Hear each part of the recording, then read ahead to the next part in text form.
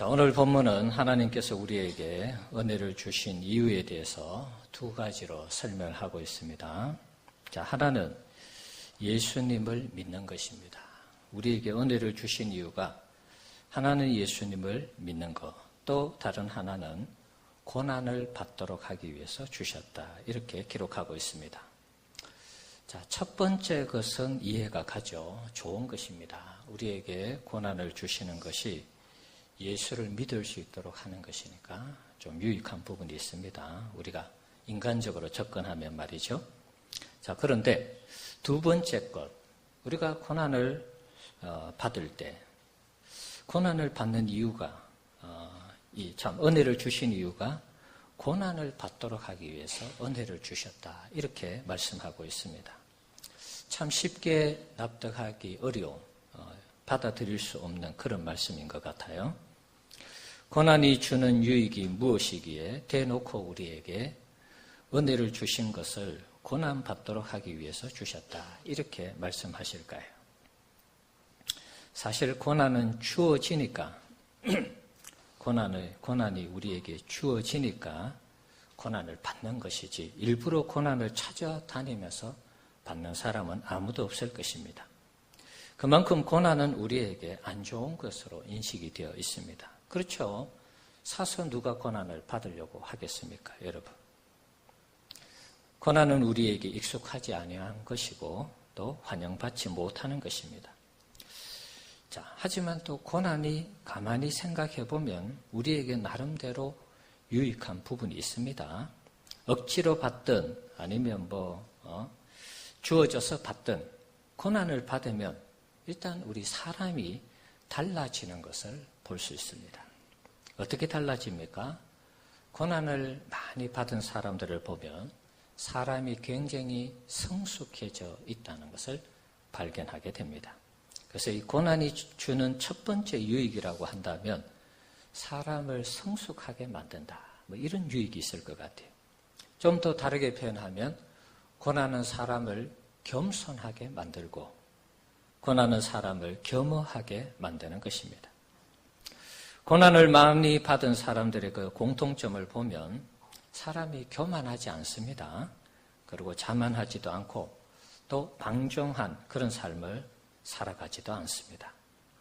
마치 배추가 소금에 절여진 것처럼 고난으로 인해서 그 인생이 굉장히 겸손하게 되어 있는 것을 보게 됩니다. 고난을 많이 받은 사람일수록 사람이 온유한 사람이 되는 것입니다. 온유하다는 것은 그냥 성품이 온하다 그런 뜻이 아닙니다. 온유라는 이 표현은 늘 말씀드리지만 야생마와 같은 그 말이 조련사에 의해서 잘 길들여진 그 상황을 온유한 단어를 사용하는 것입니다. 그래서 인생이 많은 고난을 받으면 하나님 앞에 잘 훈련된, 잘 다듬어진 사람으로 드러나는 것입니다. 그것이 온유한 사람의 특징입니다. 굳이 김치를 좀 얘기를 한다면 김치가 오래되면 오래될수록 숙성이 되고 맛있는 것이죠. 우리 사람도 마찬가지입니다. 고난을 많이 경험하면 사람이 성숙하고 겸허하고 겸손하게 되는 것입니다. 그리고 온유한 사람이 되는 것입니다. 지난번 설교 시간에 느부갓네살 왕에 대해서 한번 소개를 했죠. 바벨론의 왕 이 느부갓네살이 자기가 잘나서 이 바벨론의 왕이 된 줄 알았습니다. 자, 성경 말씀 한번 보여주실래요? 다니엘서 4장 30절. 같이 한번 읽어보겠습니다. 나 왕이 말하여 이르되 이 큰 바벨론은 내가 능력과 권세로 건설하여 나의 도성으로 삼고 이것으로 내 위엄의 영광을 나타낸 것이 아니냐 하였더니 바벨론 왕 이 느부갓네살이 교만했을 때 자기의 능력과 권세로 이 나라를, 이 도성을 세웠다. 그리고 내 위엄의 영광을 드러냈다. 이렇게 자만하게 말을 했습니다. 그런데 하나님께서 느부갓네살을 몇 년 동안 이렇게 고생을 시키죠. 그리고 다시 왕으로 복직되도록 합니다. 자, 그러고 나서 4장 37절에 이 느부갓네살이 이런 고백을 합니다. 37절 읽어봅시다. 그러므로 지금 나 느부갓네살은 하늘의 왕을 찬양하며 칭송하며 경배하노니 그의 일이 다 진실하고 그의 행하심이 의로우심으로 교만하게 행하는 자를 그가 능히 낮추심이라. 느부갓네살이 꿈을 꾸어서 이제 이 다니엘에게 얘기했을 때 왕이 앞으로 많은 시련을 당한 다음에 다시 왕으로 복귀할 것입니다. 그 이야기 했죠. 그 이야기 듣기 전에는 자기가 잘나서 바벨론을 다스리고 절대 권력을 누리는 줄 알았는데 몇 년 동안 쫓겨다니고 하늘의 이슬을 먹고 그러면서 고생을 하다가 다시 왕이 되었을 때 자신의 교만함을 하나님 앞에 겸손하게 자신을 이렇게 표현하는 그런 내용이죠. 교만하게 행하는 자를 그가 능히 낮추신다. 전에도 그랬지만 느부갓네살이 하나님을 섬기지는 않았다 할지라도 적어도 고난을 통해서 겸손하게 되었다라고는 볼 수 있는 그런 내용이죠. 자, 돌아온 탕자 이야기도 마찬가지입니다. 처음에는 자기가 잘나서 아버지 유산 받아서 외국으로 가서 마음껏 썼습니다. 그리고 자기 마음대로 살았습니다.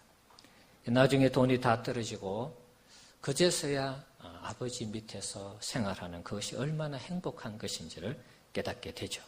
나중에 자신이 얼마나 팔불출인지를 깨닫게 되는 것입니다. 그리고 아버지에게 와서 이제는 종으로 받아달라. 사람이 바뀐 것이죠. 고난을 받기 전에는 자기가 둘째 아들로서 당당하게 유산을 살아계심에도 불구하고 아버지에게 요구하면서 어떻게 보면 건방진 그런 아들이었는데 고난을 거치면서 성숙하고 겸손한 아이로 바뀐 것입니다. 야곱 같은 경우에도 자신이 굉장히 장깨를 써서 형 에서를 속이고 장자의 명분을 사고 또 아버지를 속여서 형을 속여서 장자의 축복을 받았죠. 자기가 잘난 줄 알고 그런 생각을 했었습니다. 그런데 이 야곱이 외삼촌 라반의 집에 가서 외삼촌에게 20년 동안 자기가 형 에서에게 한 것처럼 그대로 형을 속이고 형에게 어떻게 보면 아버지를 속여서 장자의 권리를 획득을 했죠. 그걸 그대로 돌려받습니다. 외삼촌 집에서 이 야곱이 20년 동안 외삼촌 때문에 여러 번 고생을 합니다. 자, 그 내용이 창세기 31장 41절 42절에 소개됩니다. 같이 한번 읽어볼까요?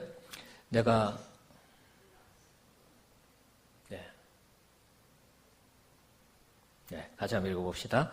내가 외삼촌의 집에 있는 이 20년 동안 외삼촌의 두 딸을 위하여 14년, 외삼촌의 양떼를 위하여 6년을 외삼촌에게 봉사하였거니와 외삼촌께서 내 품삯을 10번이나 바꾸셨으며 우리 아버지의 하나님 아브라함의 하나님 곧 이삭이 경외하는 이가 나와 함께 계시지 아니하셨더라면 외삼촌께서 이제 나를 빈손으로 돌려보냈으리다마는 하나님이 내 고난과 내 손의 수고를 보시고 어젯밤에 외삼촌을 책망하셨나이다. 아멘. 자, 여기 보면 20년 동안 외삼촌에게 쏘가서 살았는 것을 좀 고백하는 그런 내용이죠. 그리고 품삯을 그때그때마다 바꾸었습니다. 야곱의 기업이 자꾸 이렇게 풍성해지니까 외삼촌이 때로는 얼룩무늬 있는 건 너 해라. 아니면 없는 건 너 해라. 흰 건 너 해라.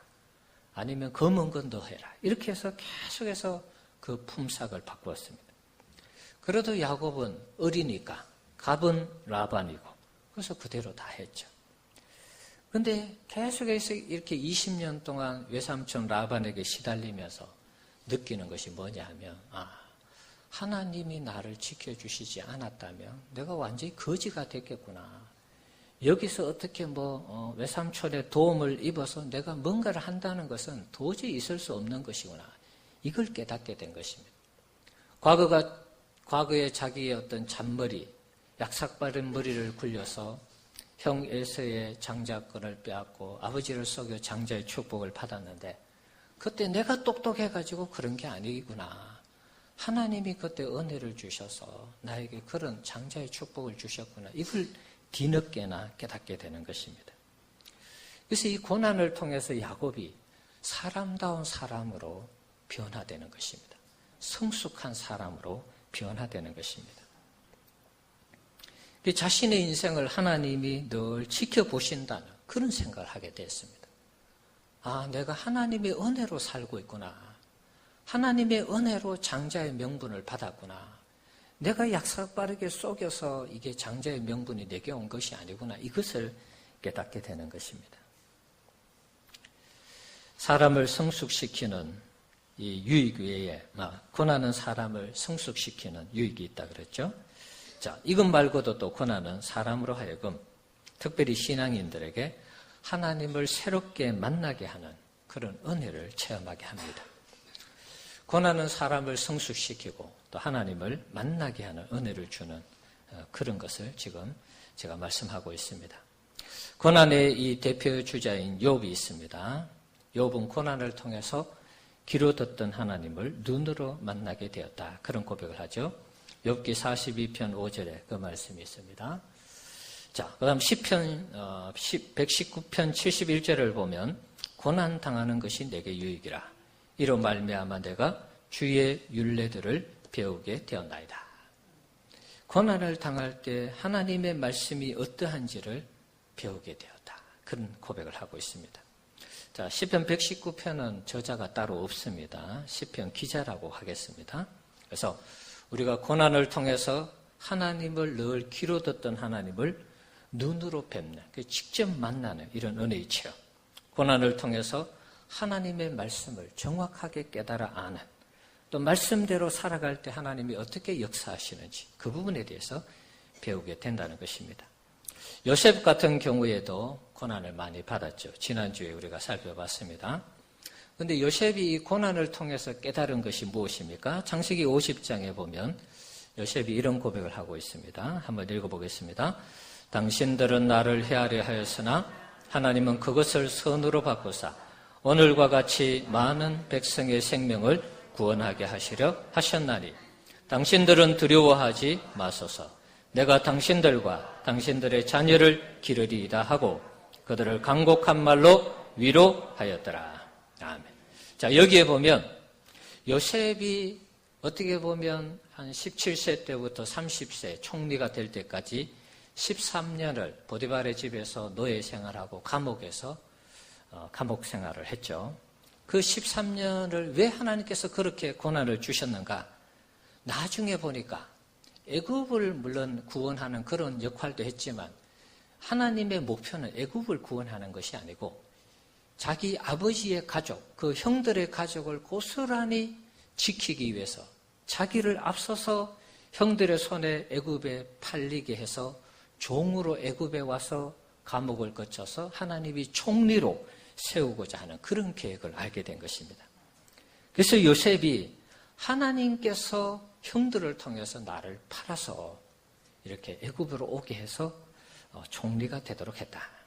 그래서 우리 가족의 이 히브리 민족, 히브리 백성, 우리 가족 전체의 생명을 구원하기 위해서 하나님 나에게 고난을 주신 것이다. 이렇게 해석을 하고 있습니다. 그러면서 형들이 아버지 야곱이 죽은 다음에 이 동생 요셉이 자기들을 어떻게 하지 않을까, 복수하지 않을까 걱정이 돼서 그렇게 두려워하는 이들에게 두려워하지 마라, 염려하지 마라 그러죠. 그리고 당신과 당신들의 자녀를 내가 기르겠다 이렇게 위로하는 그런 장면입니다. 요셉도 고난을 통해서 하나님의 이 섭리를 깨닫게 된 것입니다. 고난이 그래서 유익한 것입니다. 고난이라는 것이 사람을 성숙하게 하고 신앙적으로는 하나님을 깊이 있게 체험하게 하는 것입니다. 그러나 우리 신앙인에게는 고난이 유쾌하지 않습니다. 자, 그렇지만 또 성숙하게 하는 부분, 하나님을 깊이 체험하게 하는 이런 유익이 있다는 것을 여러분 꼭 기억을 하셔야 되겠습니다. 자, 그래서 어떻게 보면 고난이 결국에는 감사로 연결되는 것이 아닌가 그런 생각을 해봅니다. 고난이 좋은 것은 아닌데 분명 고난 때문에 사람이 성숙하게 되고 고난 때문에 하나님을 놀랍게 경험하고 체험하고 만나게 되니까 나름의 이 고난이 유익한 부분이 있는 것입니다. 그래서 이 고난 이후에 우리가 하나님을 제대로 만나고 사람이 성숙하게 되면 하나님께 감사할 수 있는 것이죠. 그래서 오늘 제목을 고난은 은혜이고 감사이다 이렇게 정한 것입니다. 한번 따라합시다. 고난은 은혜이고 감사이다. 예, 여러분 그대로 믿으시기 바랍니다. 고난이 하나님께서 주시는 은혜입니다. 물론 우리가 찾아다니지는 않는다 그랬습니다. 은혜이고 감사이지만 우리가 찾으러 다니지는 않습니다. 그러나 이것을 경험해 보니까 결국에는 고난이 은혜고 감사더라는 것입니다. 우리 이지선 자매에 대해서 여러분 많이 들어보셨죠? 이지선 자매가 2007년도 7월 달에 음주 운전자 뺑소니 사고를 통해서 전신에 화상을 입었습니다.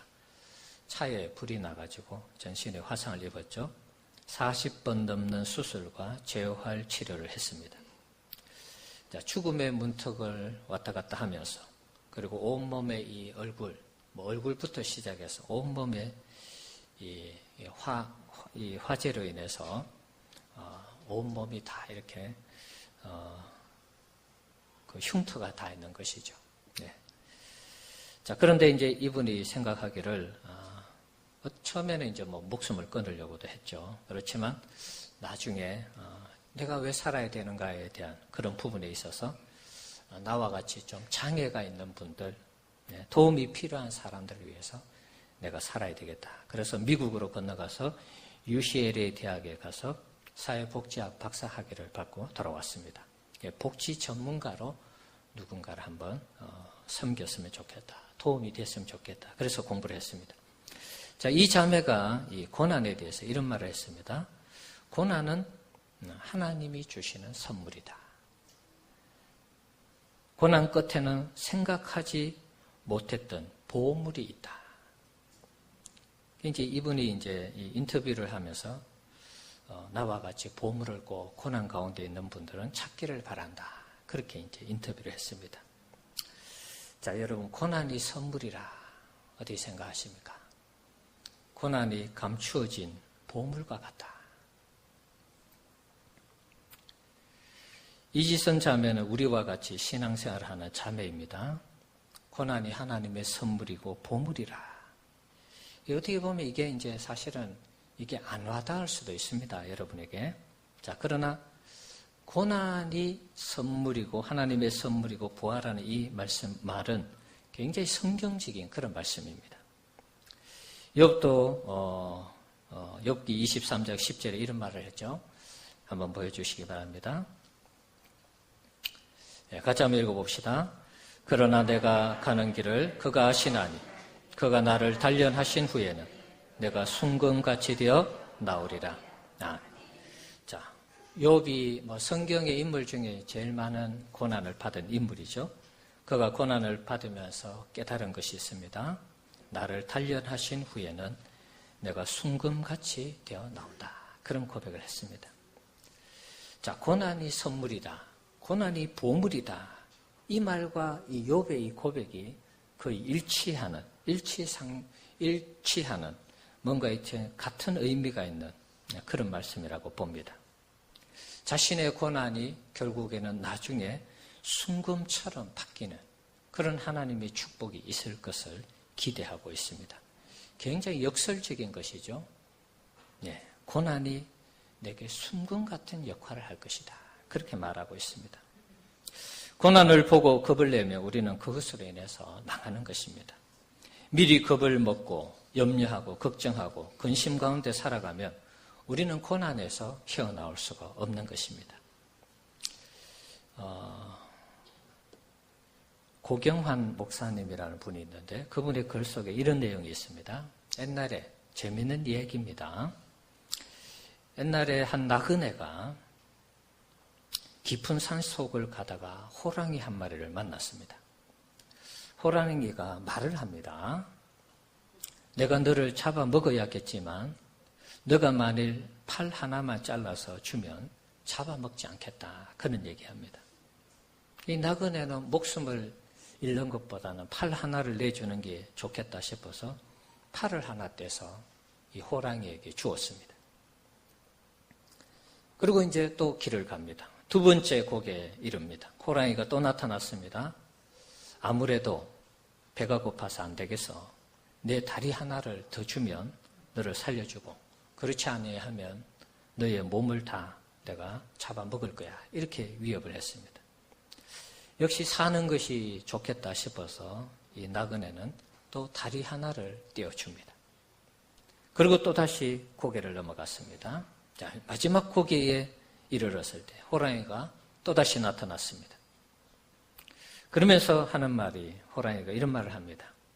나는 늙어서 이빨도 없고 발톱도 없는데 만약 자네가 처음에 나와 마주쳐서 나와 싸웠더라면 나는 힘도 못 써보고 도망갔을 텐데, 그런 얘기를 하는 것입니다.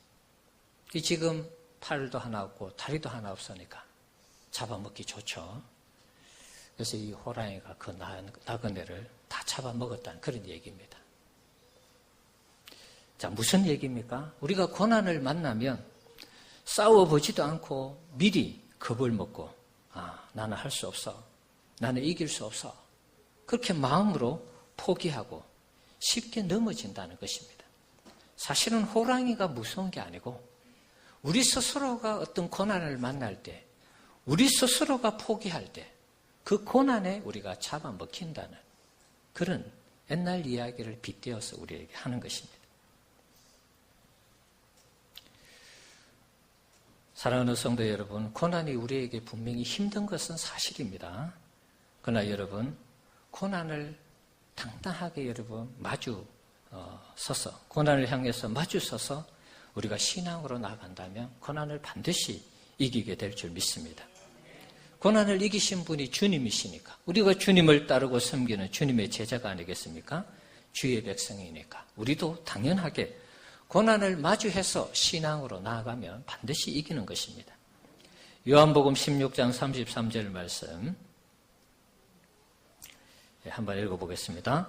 이것을 너희에게 이르는 것은 너희로 내 안에서 평안을 누리게 하려 함이라.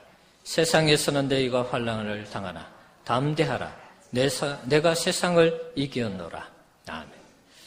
자, 우리가 세상에서 환난을 당하지만 예수님도 세상을 이기셨다 그랬죠. 예수님도 십자가상에서 죽으시고 끝난 것 같이 보였죠. 그러나 예수님도 고난을 이기시고 부활하시고 성천하시고 다시 이 땅에 오셔서 이 나라, 세상을 심판하시겠다, 그렇게 말씀하시지 않습니까? 마찬가지입니다. 우리도 예수님을 따르면서 여러 가지 고난이 있고 환난이 있지만 믿음으로 당당하게 맞서면 얼마든지 이길 수 있는 것입니다. 예수님이 우리에게 이 고난을 이길 수 있는 힘을 주실 줄 믿습니다. 자, 시편 34편 19절입니다. 같이 한번 읽어봅시다. 의인은 고난이 많으나 여호와께서 그의 모든 고난에서 건지시는도다. 자, 의인이 고난이 많다 그랬습니다. 제가 늘 말씀드리죠. 의인에게, 예수 믿는 사람에게 고난이 안 찾아오는 게 아닙니다. 고난이 찾아옵니다, 여러분. 찾아오는데 고난을 이길 수 있다는 것입니다. 고난을 극복할 수 있도록 하나님이 힘과 은혜와 능력을 주신다는 것입니다. 그래서 의인은 고난이 있지만 우리는 고난 자체가 없기를 바라죠. 그러나 하나님이 보실 때 고난을 통해서 사람을 다듬는 것입니다. 하나님의 사람으로 다듬고 고난을 통해서 하나님을 만나게 하고 하나님을 체험하게 하고 그러는 것입니다. 그래서 고난이 우리에게 유익한 것은, 우리가 좋아하는 것은 분명히 아닌데 그 고난이 우리에게 유익한 부분이 있기 때문에 하나님이 때로는 우리에게 고난을 허락하는 것입니다. 그래서 고난이 주어질 때, 그러면 고난 가운데 우리가 죽도록 하나님 방치하시느냐? 그게 아니라는 것입니다. 그의 모든 고난에서 건지시는도다. 여러분, 이 말씀을 믿음으로 받으시기 바랍니다. 고난이 와도 하나님이 나를 건지시구나. 고난을 당당하게 여러분 맞서야 되는 것입니다. 우리에게 고난이 많지만 하나님께서 고난에서 건지신다는 이 약속의 말씀을 꼭 믿으시고 고난을 이길 수 있는 우리 성도님들 되시기 바랍니다. 믿음을 가지고 고난에 대처하면 고난을 이기는 것입니다. 또 주님이 이기셨으니까 우리로 하여금 이길 수 있는 힘을 주실 것입니다. 고난 가운데 있는 우리 성도님들 있습니까? 여러분 걱정하지 마시고 주님께 기도함으로 맡기시기 바랍니다. 그럼 고난의 먹구름이 다 물러가고 주님이 주시는 기쁨이 우리 가운데 충만하게 될 줄 믿습니다. 로마서 8장 17절 말씀 한번 보여주시기 바랍니다. 자, 한번 읽어봅시다. 우리가 그와 함께 영광을 받기 위하여 고난도 함께 받아야 할 것입니다. 아멘. 자, 우리가 영광 받기 위해서 주님이 받으셨던 고난을 우리가 함께 받아야 된다. 그리스도인에게는 고난이 어떻게 보면 없으면 좋겠지만 당연하게 주어지는 것을 여러분 받으셔야 됩니다. 고난이 주어지지만 하나님이 이기게 하신다. 건지신다. 그랬습니다. 그 다음 디모데후서 3장 12절 읽어봅시다. 무릇 그리스도 예수 안에서 경건하게 살고자 하는 자는 박해를 받으리라. 예수를 믿고 경건하게 살고자 할 때 고난이, 박해와 핍박이 주어지는 것입니다. 그래서 우리 그리스도인에게는 늘 고난이 따른다. 이런 얘기를 하는 것입니다. 자, 하지만 앞에서 말씀드린 것처럼 이길 수 있는 힘을 주시고 극복할 수 있는 은혜를 주시는 것입니다. 고난의 시간을 통과할 때 우리가 해야 할 것은 다른 거 아닙니다. 하나님을 찾아야 됩니다. 고난의 시간 속에서 하나님을 찾지 아니하면 우리는 더더욱 어려워지는 것입니다. 고난을 주신 이유가 하나님을 만나고 경험하도록 하기 위해서 고난을 주셨는데 고난 속에서 하나님을 찾지 아니하며 고난 속에서 힘들어지는 것입니다. 고난 속에 망하는 것입니다. 그래서 우리가 고난을 만나면 제일 중요한 것은 하나님을 계속 찾으면서 하나님을 의지하면서 하나님을 바라봐야 되는 것입니다. 호세아서 말씀 한번 보여주시기 바랍니다. 호세아 15장 5장 15절 그리고 6장 1절 말씀 7장 10절 말씀 한번 보십시오.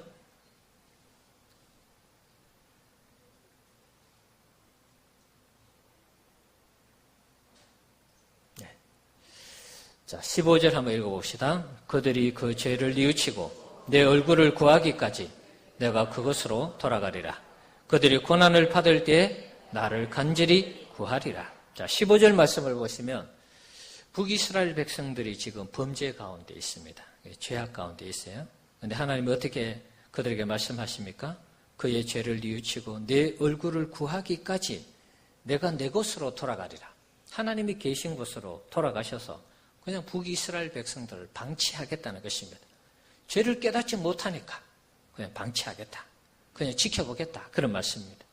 그리고 그들이 고난받을 때에 나를 간절히 구하리라. 어려워지고 힘들어지고 고통의 시간들이 찾아올 때 그때 가면 나를 찾게 될 것이다. 그런 말씀. 찾게 될 때 어떤 하나님의 은혜를 허락하시냐. 하나님께서 어떤 은혜를 허락하십니까? 6장 1절입니다. 읽어봅시다. 오라 우리가 여호와께로 돌아가자. 여호와께서 우리를 찢으셨으나 도로 낫게 하실 것이요. 우리를 치셨으나 싸매어 주실 것입니다. 아멘. 돌아가서 하나님 앞에 구하고 찾고 두드리면 하나님께서 우리를 낫게 하시고 싸매어 주신다는 것입니다. 그러니까 고난 가운데 하나님 앞에 가서 부르짖고 하나님을 구하고 하나님을 의지하며 다시 회복시켜 주신다. 아까 시편 34편에 있는 말씀처럼 고난에서 건져주신다. 그 말씀하고 일맥상통하는 말씀이죠. 7장 10절 말씀 한번 읽어봅시다. 이스라엘의 고난은 그 얼굴에 드러났느니 그들이 이 모든 일을 당하여도 그들의 하나님 여호와께로 돌아오지 아니하며 구하지 아니하도다. 이들이 범죄를 하고 하나님 앞에 많은 시련을 당함에도 불구하고 그들이 돌아오지 않았어요. 그래서 북이스라엘은 망했죠. 돌아오지 아니하고 그들이 하나님 앞에 구하지 않았어요. 그래서 고난 가운데 우리가 하나님 앞에 구하지 아니하면 그 고난 때문에 망하는 것입니다. 무너지는 것입니다. 그래서 고난을 주신 이유가 하나님을 찾고 의지하고 하나님께 부르짖도록 하기 위해서, 그래서 사람을 성숙시키고 하나님을 만나도록 하기 위해서 고난을 주셨는데, 고난 가운데서 우리가 하나님을 찾지 아니하면 그냥 그대로 무너지는 것입니다.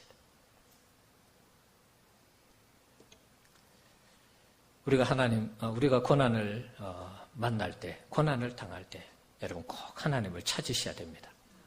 그렇지 않으면 고난이 우리를 집어삼키는 것입니다.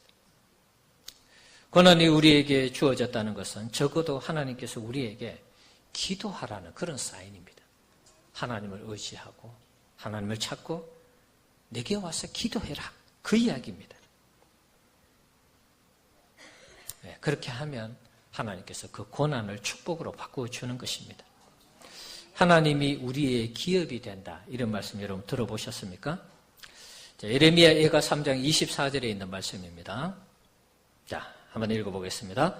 내 심령에 이르기를 여호와는 나의 기업이시니 그러므로 내가 그를 바라리이다 하도다.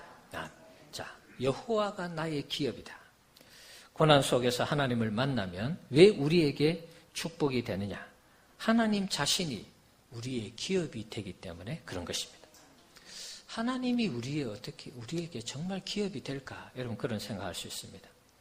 자, 기업이라고 하면 구약 성경의 이 상황을 보면 기업은 주로 땅을 얘기합니다. 땅. 김남준 목사님이 쓴 내 인생의 목적 하나님이라는 책이 있습니다. 그 책에서 하나님이 우리의 기업이 되시는 것을 이렇게 설명하고 있습니다. 제가 그대로 한번 읽어드릴게요. 오늘날과 같은 산업사회에서는 땅이 가치 있는 것이기는 하지만 치명적으로 중요한 것은 아닙니다. 오늘 우리 시대에 땅이 있으면 좋지만 땅이 없어도 살아갈 수 있는 일들이 많죠. 뭐 사업을 할 수 있고 직장생활을 할 수 있고 뭐 그렇잖아요. 그런데 옛날에는 그렇지 않았죠. 농사를 짓지 않고도 살 수 있고 땅이 없어도 이런저런 산업에 종사하며 살아갈 수 있기 때문입니다. 그러나 농경사회에서 땅은 곧 생명이었습니다. 그 땅에서 농사를 지어서 자신과 가족, 자신의 후손들이 먹고 생명을 유지하였기 때문이었습니다. 그러므로 땅은 곧 생명의 근원이었습니다. 거기에 씨를 뿌려 얻은 수확으로 자신과 가족들이 먹고 살았습니다. 그리고 미래에 태어날 후손들도 그 땅을 기반으로 살아갈 것입니다. 그러니까 기업은 단순히 먹고 사는 데 필요한 재산의 양태가 아니라 생명으로 보는 것이 성경적인 사상입니다. 그러니까 이 땅 자체가 거기에서 열매를 내어서 가족을 먹여 살려니까 땅이 기업이지만 기업을 넘어서 생명과 같은 그런 것이다. 이렇게 이제 얘기하는 것입니다. 이 사실을 바탕으로 생각한다면 성경에서의 여호와는 나의 기업이시라는 고백은 굉장한 고백입니다. 단순히 사랑합니다. 고맙습니다. 하나님은 제게 제일 소중한 분입니다라는 일상적인 고백이 아닙니다. 여호와는 나의 기업이십니다라는 고백은 다음의 내용이 담겨져 있는 것입니다. 어떤 내용입니까? 하나님이 없는 저의 존재는 상상할 수도 없으며 하나님 없는 제 인생은 아무것도 아닙니다. 그리고 하나님께서는 저와 저의 모든 후손의 생명의 권원이십니다. 하나님이 우리에게 기업이 된다는 것은 단순히 어떤 먹고 사는 그 문제를 초월해서 우리의 생명과 연관이 있다는 것입니다. 고난이 주는 유익이 무엇입니까? 그 고난을 통해서 하나님을 만나게 된다 그랬죠. 그 고난을 통해서 하나님을 만나는데 하나님이 우리 인생의 기업이 되는 것입니다. 여러분 하나님만 잘 섬겨도 하나님만 잘 공경해도 성경은 우리가 먹고 살아갈 걱정 없이 하나님이 복을 주신다고 말씀하고 있습니다. 그러니까 하나님을 만나서 우리가 이 세상에서 잘 먹고 잘 사는 거기에서만 그친다면 우리 기독교의 정신은 어떻게 보면 50%도 안 되는 것입니다. 하나님을 왜 만납니까? 고난 속에서 우리가 하나님을 경험하는 이유가 무엇입니까? 그 하나님이 우리에게 영생의 복을 성경에서 약속하고 있기 때문에 그래서 하나님이 우리의 기업이 되신다. 그런 말입니다. 세상에서 잘 되는 그 이상을 넘어서 그 상황을 넘어서 하나님이 우리에게 생명을 주시는 분으로 소개하고 있는 것입니다. 그래서 우리가 고난을 통해서 얻는 유익 중에 하나님을 제대로 만나면 하나님을 제대로 만나기만 하면 우리 인생에 영원한 생명을 얻게 되는 이런 일들로 연결이 된다는 것입니다. 사랑하는 성도 여러분, 고난을 통해서 하나님의 은혜를 깊이 경험하는 우리 성도님들 되시기를 바랍니다. 고난이 우리 사람으로 하여금 성숙하게 하고 하나님을 만나서 결국에는 영원한 생명에 이르게 하시는 그런 하나님의 역사가 있는 것입니다. 그래서 이 고난이 어렵고 힘든 것이지만 은혜가 되고 감사가 되는 것입니다. 자, 오늘 본문 말씀 속에 하나 빼놓고 제가 설교했습니다. 마지막 부분입니다. 1장 29절 말씀 한번 띄워주실래요? 자, 이 말씀을 보시면 우리에게 은혜를 주신 것은 그를 믿을 뿐만 아니라 고난도 받게 하려 하심이라 그랬죠. 은혜를 그러면 은혜 속에 예수님 믿는 것과 고난 받는 것이 묶여져 있습니다. 그럼 은혜를 왜 주셨느냐? 자, 앞에 있는 말씀 한번 연결해 보겠습니다. 왜 우리에게 은혜를 주셨어요? 그리스도를 위하여. 그리스도를 위해서 우리에게 은혜를 주셨다. 다른 말로 하면 그리스도를 위해서 우리에게 예수를 믿게 하고 우리에게 고난을 주셨다. 이런 말씀입니다. 이게 무슨 말일까요, 여러분? 고난은 우리에게만 유익할 줄 알았는데 그리스도를 위한 것이 된다. 이렇게 설명하고 있습니다. 우리에게 유익한 것은 사람이 성숙하게 되고 그리고 하나님을 만나게 되고 그리고 하나님을 통해서 영생에 이르게 되는 이런 유익이 있었죠. 제가 이때까지 말씀드렸습니다. 그리스도를 위한 고난이 어떻게 우리의 고난이 그리스도를 위한 것이 될까요? 하나의 이야기를 하겠습니다. 아도니람 저더슨 선교사 있습니다. 여러분 몇 번 소개했습니다. 이분은 미얀마에 처음으로 선교를 했던 분입니다. 이분이 미얀마에 가서 선교를 했는데 당시에 전부 불교권 나라였기 때문에 선교하는 것이 쉽지 않았습니다. 어떤 여러 가지 많은 고난이 있었습니다. 그럼에도 불구하고 계속해서 복음을 전했습니다. 어떤 경우에는 17개월 동안 제대로 먹지도 못하고 감옥에서 지냈습니다. 복음 전한다라는 그 이유로. 선교지에서 지원이 끊기고 그 미얀마라는 나라 자체가 가난하니까 17개월 동안 감옥에 있으면서 제대로 먹지를 못하는 그런 고난, 고초를 당했습니다. 그래서 또 감옥에 있으면서 수갑을 차고 쇠사슬에 묶여 있어서 수갑에 이 팔목에 수갑 자국이 그대로 흉터가 났습니다. 쇠사슬 자국이 그대로 났습니다. 그래도 포기하지 않고 계속 복음을 전했습니다. 그러면서 이분이 요구한 게 뭐냐 하면 내가 자유롭게 어디든지 갈 수 있도록 허락을 해달라. 정부 고위관리청에게 그렇게 얘기를 했습니다. 자, 그랬을 때 이 미얀마에 있는 고위관리들이 이런 말을 했습니다. 우리 국민은 네가 전하는 형편없는 거짓말을 믿을 정도로 바보가 아니다. 그러니까 예수님을 믿어서 천국 간다. 예수님이 무리를 걸으셨다. 예수님이 죽은 자를 살리셨다. 이런 신화 같은 얘기들 그거 다 거짓말이니까 우리 국민들 그거 듣고도 안 믿을 거야. 우리 국민 바보가 아니야. 이렇게 얘기를 했어요. 그러니까 이 아도니람 저더슨 선교사가 이런 말을 했어요. 그러면 다 거짓말로 알 테니까 나를 그냥 아무데나 보내어서 복음 전하도록 하면 되지 않습니까? 어차피 국민들이 거짓말로 받아들이고 아무도 안 믿을 텐데. 자, 그때 고위층에 있는 사람이 이런 말을 했습니다. 국민들이 내 말은 믿지 않아도 너의 상처와 열정을 보고 감동을 받아 개종을 할 것 같기 때문에 허락을 해줄 수 없다. 이런 말을 했습니다. 너의 말을 통해서는 믿지 않지만 너의 상처와 열정을 보고 거기에 감동이 돼가지고 수십 년 동안 제대로 먹지도 못하고 사람에게 인정도 받지도 못하는데 저 사람이 왜 저렇게 복음을 들고 온 오지를 다니면서 예수 믿어서 천국 가야 된다, 예수 믿지 않으면 지옥 간다 이런 얘기를 하는 그 열정을 보면서 그 아도니람 저더슨 선교사의 그 삶을 보면서 개종하기 때문에 보내지 않는다 이런 얘기를 한 것입니다.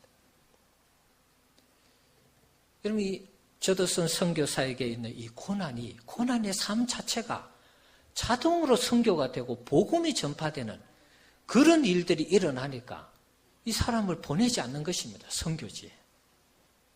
사랑하는 성도 여러분, 우리가 겪는 고난, 아픔이 있습니다. 우리의 삶 속에서 경험되어지는 이런 고난들이 결국에는 복음을 전하는데 큰 놀라운 이 역할, 복음을 전하는 어떤 그런 이 기폭제가 된다고 할까요? 우리가 고난을 견디고 고난 가운데 신앙생활하고 고난 가운데 주님을 붙잡으면서 신앙생활하는 그 모습을 보면서 안 믿는 사람들이 아니 저 사람은 저런 상황 가운데서 어떻게 교회를 다니냐? 어떻게 하나님을 믿냐? 대부분 어려우면 하나님을 떠나고 교회를 안 다닙니다. 그런데도 계속해서 교회를 나오고 하나님을 믿고 예수를 믿는 하나님을 섬기는 이런 신앙생활을 하는 것입니다. 그것을 보면서 안 믿는 사람이 감동을 받는 것이죠. 신앙은 저런 것이구나. 그리고 또 그런 고난 가운데서 앞에서 말씀드린 것처럼 마침내 하나님께서 건져내시고 이기게 하시는 복을 주십니다. 그 과정을 통해서 복음이 자연스럽게 전달되도록 하는 것입니다. 그래서 우리의 고난이 그리스도를 위한, 그리스도의 복음과 그리스도의 영광을 위해서 아름답게 쓰이는 고난이 되는 것입니다. 그래서 우리에게 주어지는 고난이 그리스도를 위한 것까지도 연결이 되는 것입니다. 우리 성도님들, 오늘 맥주감사주일이죠.